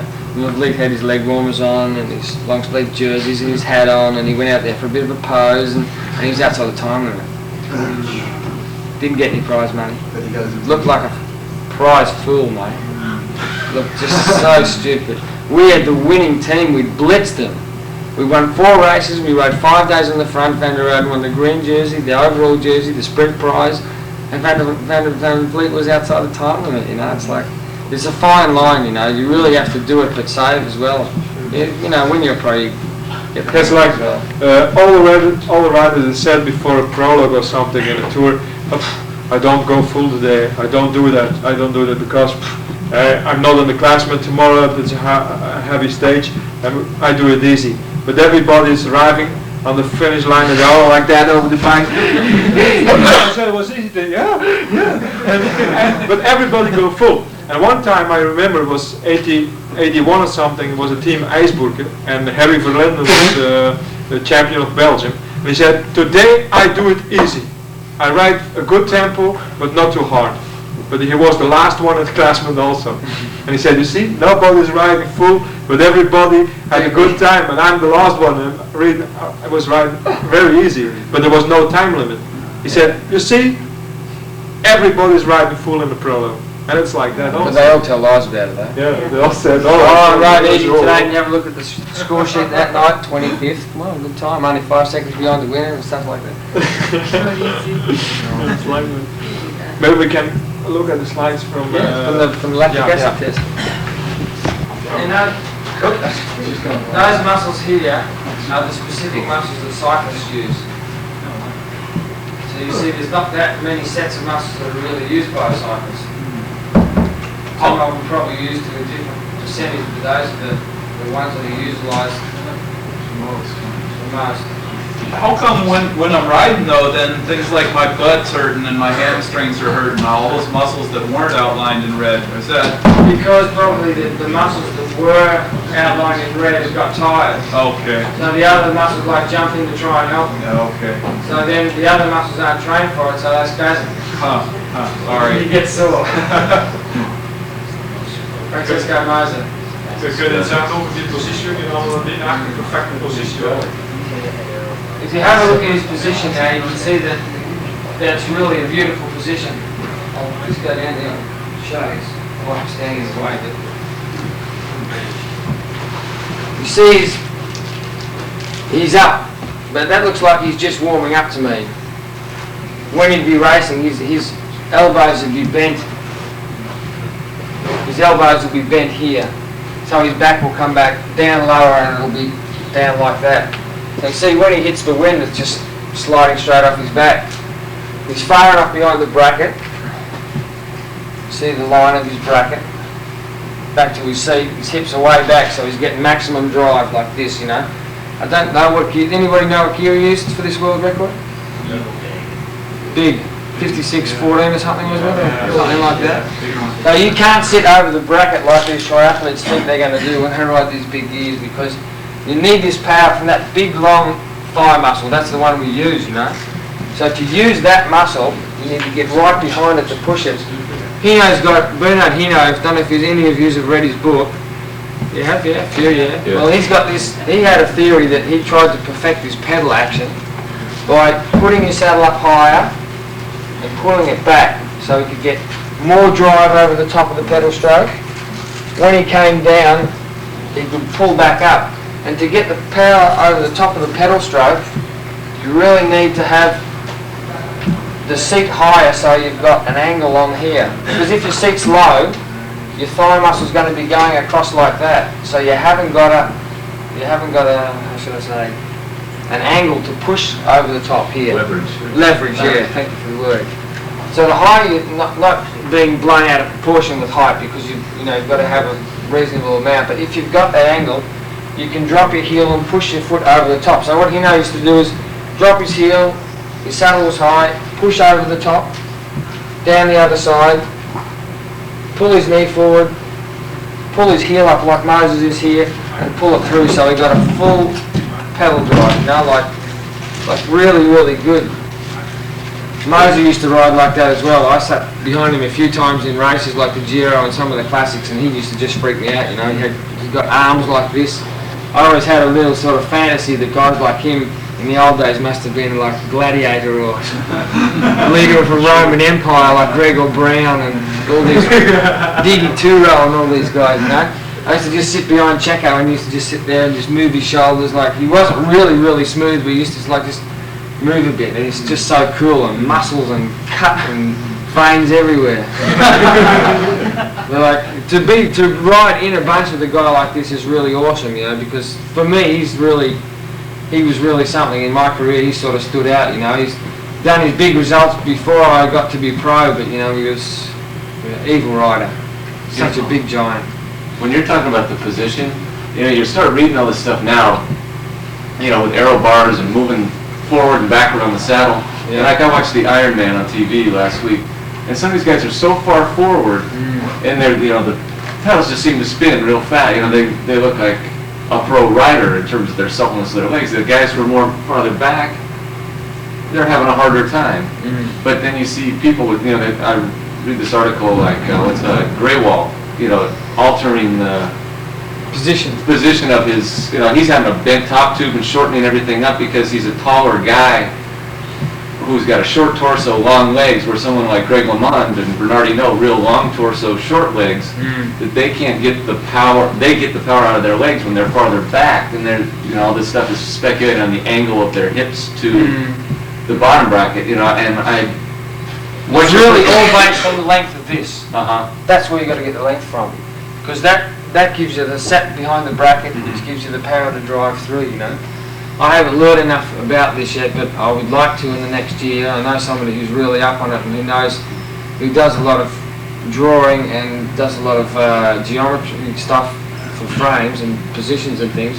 But I think that's really interesting as well, and you know, in the future I'll probably be able to talk about stuff like that. But like even the triathletes, they're only looking as well. Look, I trained with Miles Stewart in Australia. He's world champion, Olympic distance triathlete. He beat Mike Pigg in the World Championship just only 6 weeks ago. And his seat used to be 9 centimeters behind the bracket, and now he's 7. I think a lot of times these guys are so long here because they've got their extension, their triathlon bars, that they can't reach him. So, like Mike Pigg, you seen him right? Yeah. He's right on the tip of his saddle. He must have a cast iron backside. Yeah, it looks like the rear end.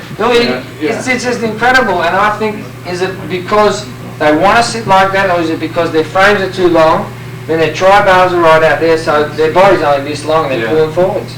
Where some of them, like Miles Stewart, he's not very big, but he's gone down to a 50 centimetre frame, which is pretty small. He's got a head on it like that big, but he's 7 behind the bracket, and he's got his tri-bars on.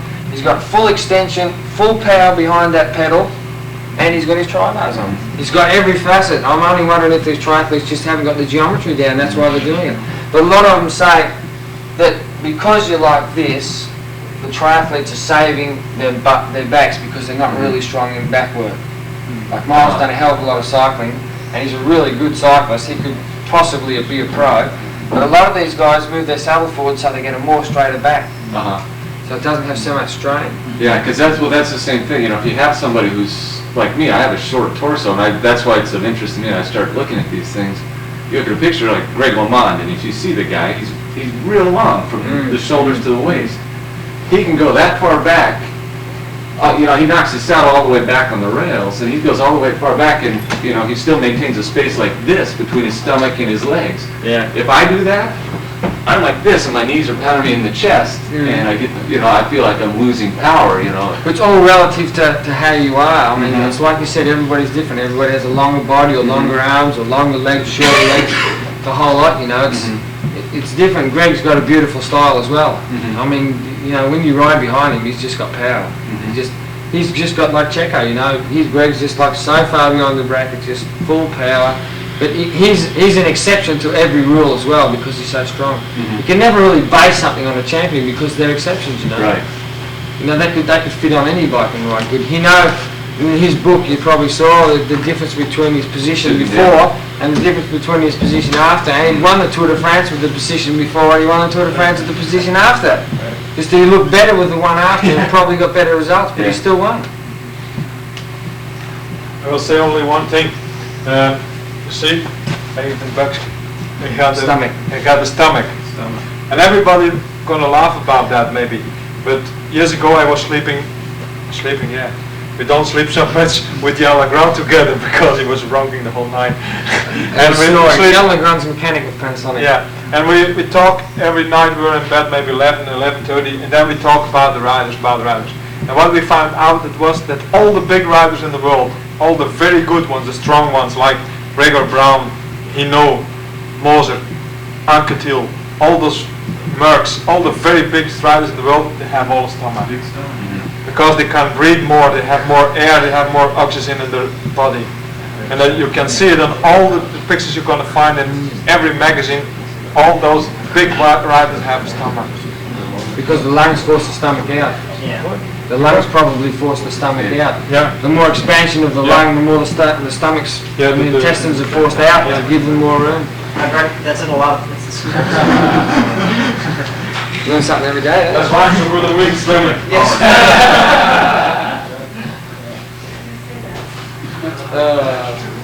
So we start to an examination with the doctor.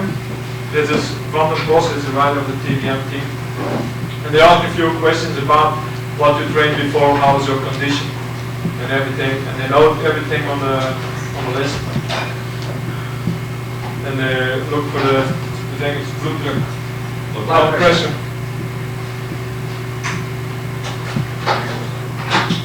You listen to the heart, there's nothing special, if you don't hear racing op het hart. Numbers, Yeah. Yeah. How tall you are? Yeah. How you how tall you are?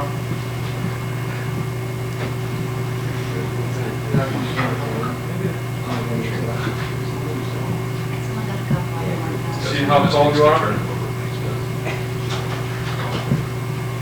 Then they measure how much fat you have in your body, how much percent. And the arm in the front, back.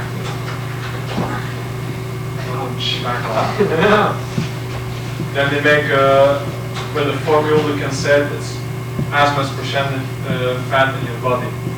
And then have with the heart test. lung capacity test. What is the general feeling about percentage of body fat as far as? You have to be between 4 and 12 because everybody is different. Like Allan has a very low percent of fat because he don't eat so much meat. And they say that in athletic you have to be below 4 to do a marathon or something like that. So actually that's 3.5. We've been tested by these. Yeah. So, but then you can say, yeah, but I've learned about books or something. If you do a long, like you're running a marathon, you burn your fat and you use it. Yeah. You use fat like it's something. It's like you put an engine in a car. But you see, that's different. It's different. So if you read 5 books about that, you have 5 different ideas. I think how lower you are, how better. Lower is better. Yeah. How low in the high season, in the beginning of the season, you have to have a little bit reserve. But like Allan, it's almost not possible to have reserve. That's his own body was made like that. There's a difference. And years ago, it was like that. After the season, the rider was 70 kilos. Then he take off until the 1st of January. Then he was 82. Then he had to train till the 1st of March. Then he was still 72, 73. But that's not good. That's why if you're busy in winter, you keep your level only 2 kilos above your best weight. Yeah. That's why they used to ride 16-year careers, and they only ride 6 or 7 now.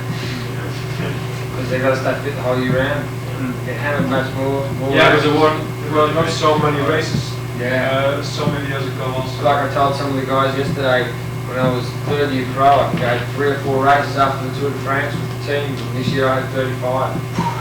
It's just so many more races come into it. And don't some people that don't feel they can do as well during the big races, they train a little sooner so they can make their mark early and then work towards the end? All of them are trying to make their mark all through the season now. This FICP points, they want as many points, they want as much money. It's really... That's what the post always said, that they are paid, they have to ride. He said always. He said to me also, you're paid, you have to go.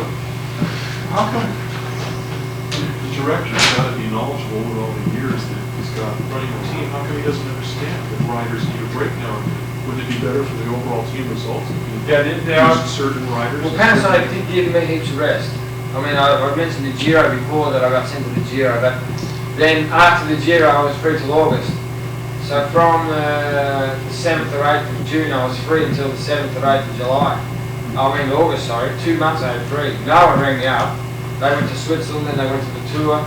No one rang me up, no one asked me anything. All I had to do, and that was my responsibility, was to come to the Tour of Denmark, and then go to the Tour of Belgium, and then do the rest of the classics and be good. That was my responsibility. I was 4th in Denmark, I was 2nd in the Tour of Belgium, and you go to the next race. But when you do that for the boss, and he hasn't rang you up, he hasn't pushed you, it just builds up more confidence. But at times, he's pushed into a corner as well. Because if he left me home from the Giro, what's he going to do with me the rest of the year? I don't want to go to Switzerland and ride in the coals for 8 days and be last rider over the top. And to go to the Tour de France, you know, I'd rather stay home. Because I realise Tour de France is not my race. I've made my money, I've made my career with doing races around the Tour de France, you know. So you see, it's either I can't stay home for the Giro, Switzerland and the Tour. It'd be nice, but you know, it's not feasible. He's paying me money. He's got responsibility as well. So, but there's not many guys like us who do think about their life and do plan stuff. You know, most teams is just you're not sick. But that's only you the go. last 3-4 years you do like that, but because before you have to ride everything. Yeah. But nowadays you realize that some things are changed in cycling the last 3-4 years. But normally, directors have said, yeah, that are the best riders.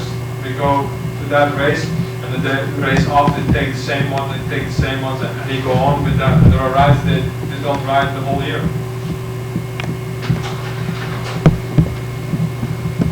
With all the things they measured before, they can bring you in a kind of type of rider. You're tall and very small, you are normal, or you are not so tall but a strong will. Or fat. Take a cardiogram of your heart. It's called cardiogram. Just to see if your heart's alright. Changing the pedals over from clipless to time or look, whatever the rider uses. That's a Then big you regular start. start. So you start, I think, at 200 watt. Which is You pretty go easy. on until you, every 3 3 minutes they do 40 watt more. Or 20 watt, others do it 30. But you have to do a test always with the same wattage. You start at the same and you go higher than the same. Unless you cover 200 watt years of bike. Probably 4217 or something like that. And so when it increases, you go going to like 15 and then... Yeah, something like that, yeah. And then build up to like 5611 or something like that. Just blowing your legs out and your heart out. And that's when you get a maximum pulse. You can't really do that on the bike. You're going to see it on the slides. What happened? 60 has to keep, you can't do, there's got a, like a tick-tock clock we might see on one of these photos. There's a little thing, and they use it when they play piano. Oh, How you call it? Metronome. And then you have the pedal. You hold it on. 60, but I always find that's just the wrong beat. I find it needs to be 70 or 80 and better. It's just always too slow when you get right up to big wattage, you know, it's like, you can never like get behind it and get a bit of rhythm, you know. Pretty awesome. So you take also the cardiogram during the ride you do.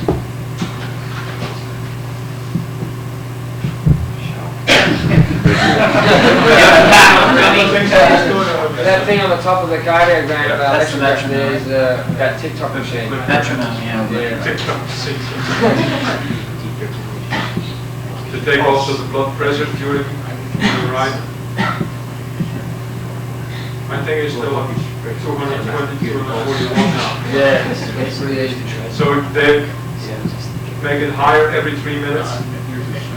They're starting to take the first prick of blood now. You see him going for his... first prick. He's just done it because he's wiping the blood off the bottom of it. Yeah.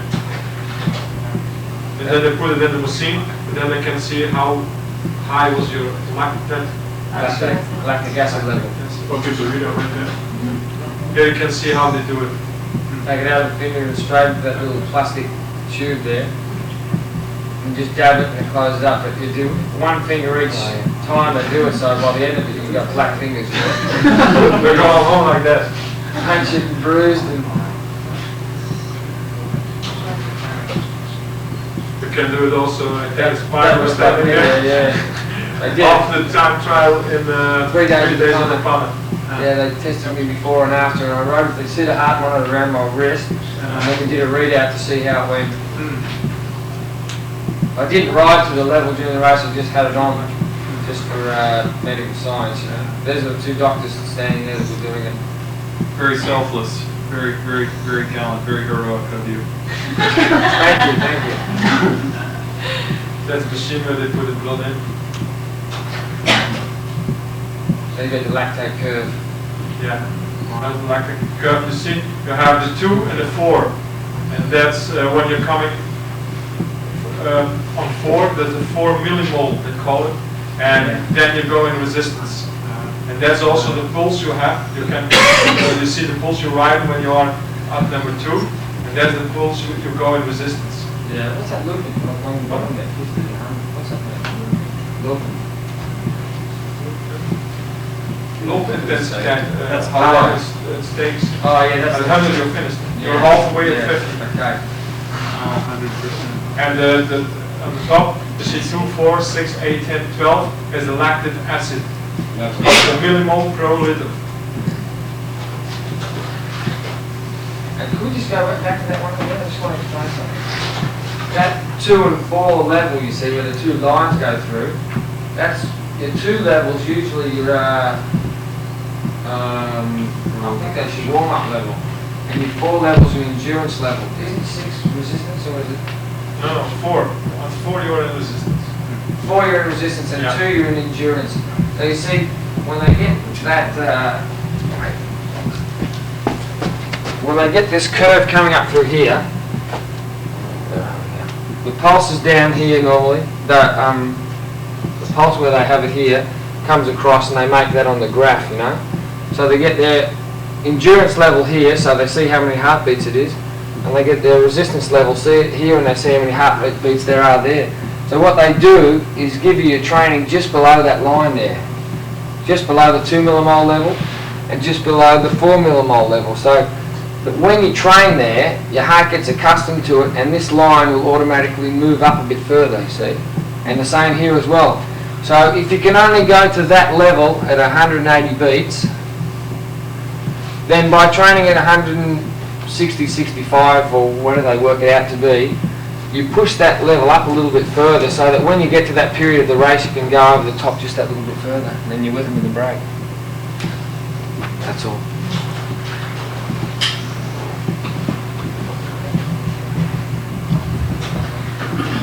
I think it's close to 300 watt now. That's pretty stressful, isn't it? This is a stretch guy from the other system.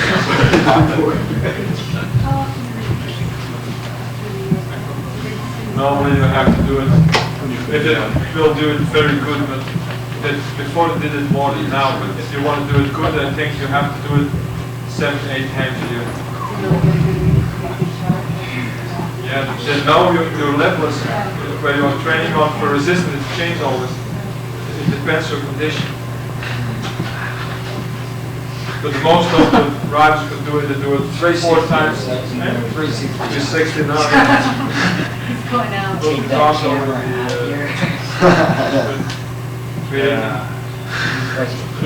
Got that glaze. It's really hard to test like that. That's filled before the test.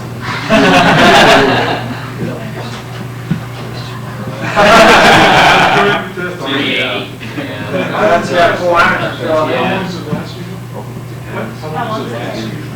About 25 minutes. Yeah, that started 240 watt, and then always 40 more, and every time 3 minutes. So how higher you go, how more watt, how longer it takes. But every 3 minutes it's harder and harder, so you can do it very longer. Carry most of your weight in. Dat is wat ik wou met Christ. You see the same person, he's so huge. Dirk said this is an advertisement for Crest toothpaste. Because they found it.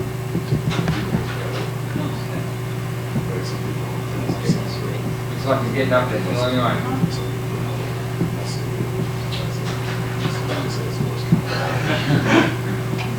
Phil can get to about 480 watts. 480 watts too. Which is pretty deep.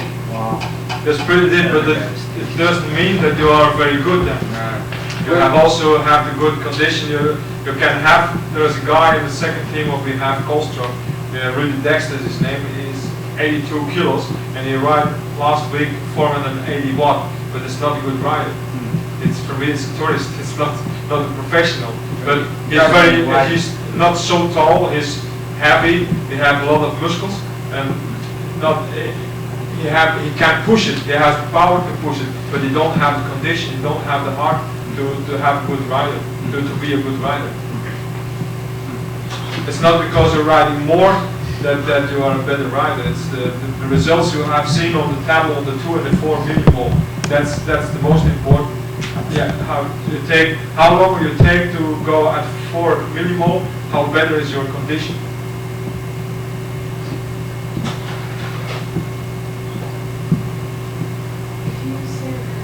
They do it 7 times.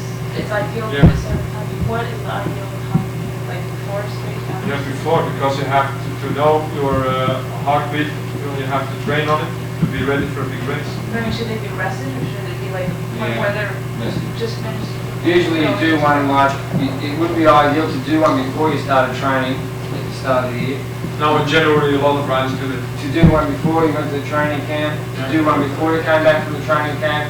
Then you get, each time you can work with those pulses you get at the 2 and 4 millimole levels to do your interval work. And then as you go along you progress. And as you come into the classics you do another one, then you probably do another one after the classics just to see how bad you really are. But it's really funny, I've probably done 10 tests in the last 6 or 7 years. And from all the tests that I've done at the start of the year, in the middle of the year, at the end of the year, when I've been in peak condition and been really tired, there's been minimum difference. And that's really funny, So they can do these tests on a good day, give you your levels, and you can go out the next day or 3 days later and try and do intervals at them, and you can't do it. Because your body's not a machine, it's not stable, That's the only thing I doubt with doing these tests all the time, because a lot of young riders in Belgium go and do 3 or 4 of these tests every year and nothing's changing. They're just wasting, $100 every time they go, basically. Well, it's not wasting it because they're seeing how they're working. But once you've got an idea, you're using a pulse meter and you know how to work it. Some days I've got to ride in front of intervals 5 lower or 5 higher. Because I feel the intensity, I can go 5 higher, or I can't get that high, so I just use a 5 lower, you understand? If you're rigid and you say, well, that's my level, I have to train there, that's not being flexible like a tree, And trees aren't flexible great. The danger there is if your level from the 4 millimole is going higher, it's not a problem if you train on your pulse, but if it's going lower, you train the whole time in resistance, and you don't know it. It's like you said, it's 168, and it's going lower at 162. You train normally the whole time 162, 164, but then you're above that pulse, and then you're training in resistance. And if you don't have enough experience with it, you don't feel it. And you think, I have to train harder and harder. It's not true. It's almost at the end. Yeah. Apparently, the doctor said Phil nearly broke his bike once last year. Yeah. Didn't it? Yeah. Crank or The crank was over, and the handlebars also were really crooked.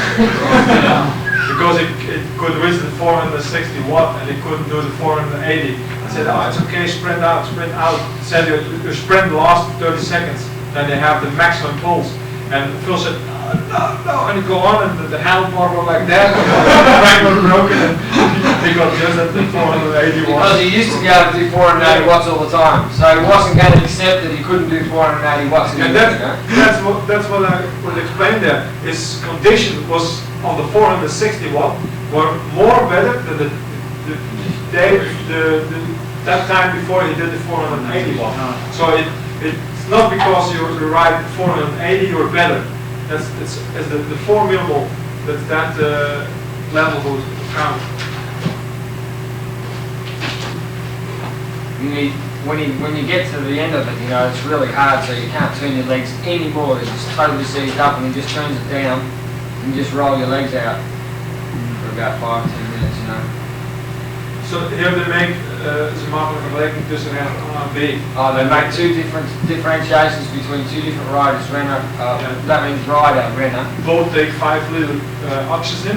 Yeah, 5 little oxygen. Yeah, and the one got an anaerobic level at 50% from the maximum and 2.5 liters he takes, and the other one, the rider B, did 80% anaerobic and 4 liter. So you see that rider B will have a better better condition.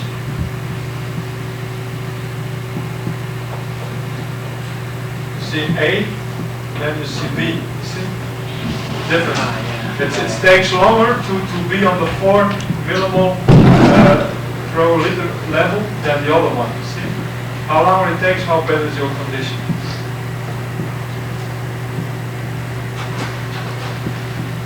Then they take blood test also.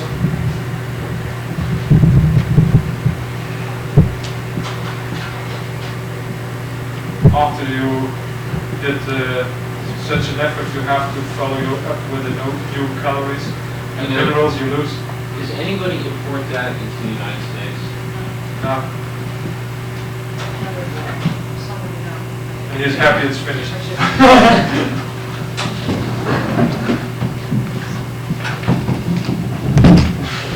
You know, right off the planet, like in every sport, you know, guys are looking for ways to ride better. It's all over sport. It's not just in ours. It's whatever you do, wherever you turn, they're looking for it, you know. But the real champions, like the ones like Sean Kelly, who've been up there for 12, 13 years, you know, they've been right on the top all that time.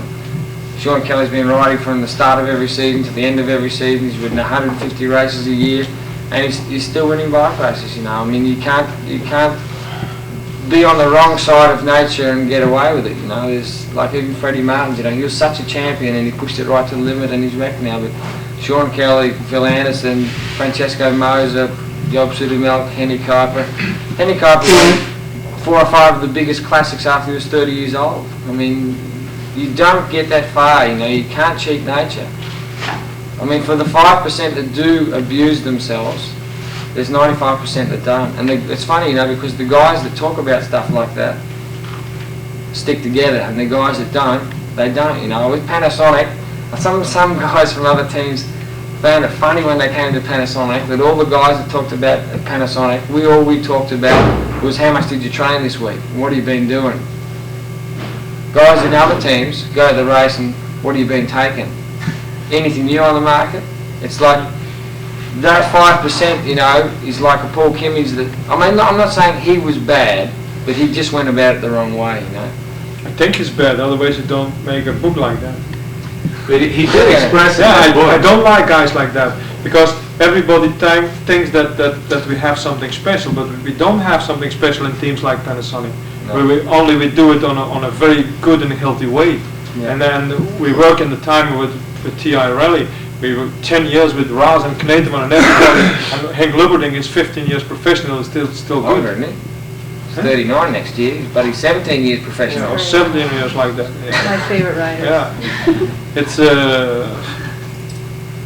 Yeah, they talk all, and especially in Belgium, they talk a lot about that. What have you taken, or what do you use? Is there anything used, and what you think the Panasonics take? Yes, it's like that. And there are some guys coming to me and they said, oh, the wolf today who was riding is really like a beast. What have you given on him? What did he take today? What did he eat? And there's nothing. He trained. I told you how he trained. Yeah. It's that's the difference it make. And he sleeps at 8:30 at night, and he gets up at 5:30 in the morning. And yeah, there's also a point like that. At 9 o'clock in the morning, at 9 o'clock in the evening, he's sleeping. But at 5:30, he's on my door. And then we go to take the newspaper, and we come back in the hotel because it's too early to eat. And then we read the newspaper together, and then we start. And the classics, when it's good, is always there at 5:30, a 5:45. What do you think about the thing with PDM? I know what they were taking was something to promote recovery and whatnot. I don't remember exactly what it was. It's something that's legal and it occurs in your body, but they were getting an injection or something. Right. What do you think about that? It's not a bad product, and nothing can happen with it. And it can go wrong. It's not possible. There happens something with that, but it's the fault of some people in the team who don't take, who are not niet voorzichtig genoeg zijn en niet hygiënisch precaution. And you have to be very sure about if you use something like that, you take always a new bottle, and you can use it 2 days in a row. And I think there is the mistake that somebody, the doctor, this one year, I don't know who make. The doctor supposedly. I think so because he's going to cancel their team. Is it partly as a result of bad publicity of that? I've just heard, well, Dirk's been in Belgium, but I just heard on the phone the other day, PDM's only co-sponsor now, they've been taken over by Festina. Yeah, and it's largely because of the bad press they got. That's bad. That's as bad as it's going to get. Tour de France is the biggest race in the world. All your team gets sick and pulls out because of the drug scandals. My impression was it wasn't so much that it was sick, it was because they were taking something, legal or not, that had a very bad image. Well, they made him sick. But people always look at the black side of it, don't they? Yeah, but a lot of journalists try to have sensation out of it. And what happened? What happened? One day there was a rider in a team, and another one phoned me, and he said, "Oh, there happened something. Can the doctor and the team coming to our room because there happened something with the rider?" What happened? Because the doctor went there. I go with him, and he said, "What have you taken? What have you done? This." And he take only an ample sugar, and he was too old, so he gets shaking, and he gets cold and warm and cold again, and he was sweating, and he feel cold. So that's nothing wrong. 20 minutes, half an hour later, it was okay. And that's the same would happen with PDM. And they get all sick because maybe something get wrong with the intralipid. But that was not such a worse thing, such a bad thing, because it can happen to everybody. You can go to a restaurant and eat some fish and be sick, and that's the same would happen with PDM. But all the journalists, they make a big story around it, and nobody know what happened, but everybody thought they know what happened. And it's they said maybe it's that or maybe it's that. But it was apparently bad for cycling. It was bad for PDM, and it was bad for the riders. Yeah, but the fact that I think part of it was the fact that it was something that was injected into them, even though it was legal. I know riders take vitamins as well injected. So apparently you feel it's okay to take those substances that are. If the doctor decides you need it, I think you can do it. I think if you are sick and you go to the hospital and you need something to become better, and they're going to give you an injection, you said you accept it or not. And if the doctor said you need an injection to be better, to recover or something, I think you have to listen to the doctor. Because the day after you're maybe half dead. And that's worse. It's a hard life in Tour de France. It's not so easy. Oh yeah. And then everybody is thinking that every day they take injections and things like that. It's not like that. It's only when you need them that they give them. And most teams always have a good doctor with them anyway. Yeah. They're always looking for the best doctors, the ones who were safe. Like we had a doctor last year, Dr. Janssen with Panasonic, and perfect. He was the best doctor I've ever been with. He gave nothing. he had a little cocktail he used to mix up with minerals and vitamins, and it was nothing. And we rode. I won my stage in the Giro last year, I never rode a stage race and felt so good, you know. He just really looked after me because he was clean. He was a clean doctor, you know. He didn't want to know about any rubbish. He made it straight with the soigneurs. I'm doing the stuff with the riders. They do what I say. I'm responsible for their health, you know. If they get sick and if they get tired, that's my fault as well. Because, like Dirk said to me years ago, you know, to have no help from a doctor or something and think you can ride a race like the Tour de France can be really detrimental to your health. Because courage will kill you as well. It will kill you faster than anything else will.